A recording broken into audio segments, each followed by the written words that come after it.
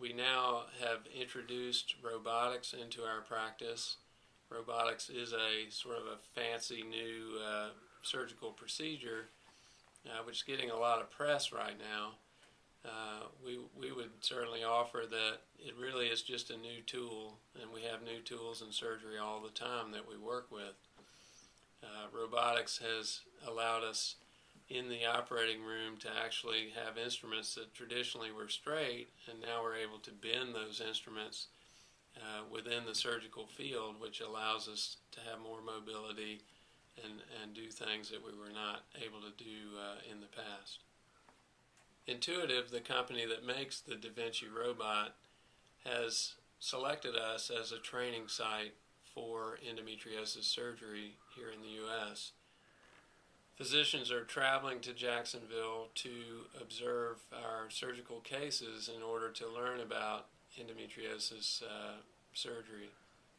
Our technique of excision for endometriosis is fairly unique in the GYN world.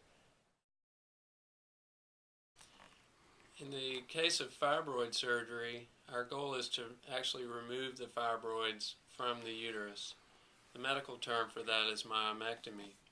In the past, myomectomy was done as an open surgery with a 2-day post-operative hospital stay.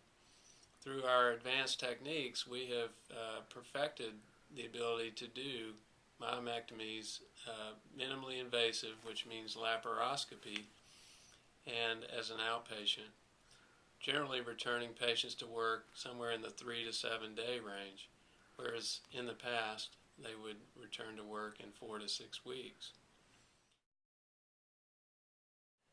In regards to tubal surgery, one of the commonly performed procedures is what's called tubal anastomosis, or most people refer to that as tubal reversal. This is a procedure where the patient has had their tubes tied and later decide they want to try to have a pregnancy. Again, as in the case of myomectomy, this was done traditionally as an open surgery with a big operating microscope in order to be able to magnify the tube and use very, very fine suture, actually smaller than human hair. We now have, over the last 3 to 4 years, been doing laparoscopic tubal anastomosis. The laparoscope actually allows for magnification, and with newer instrumentation we now can operate through the scope with very fine suture of similar caliber to what we were doing in the open cases.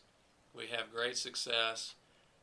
We have nearly 100% patency rate, or meaning the tubes are open after the surgery, and very high pregnancy rates with this procedure. There are only 2 to 3 sites in the U.S. that are doing tubal reversal surgery with the laparoscope.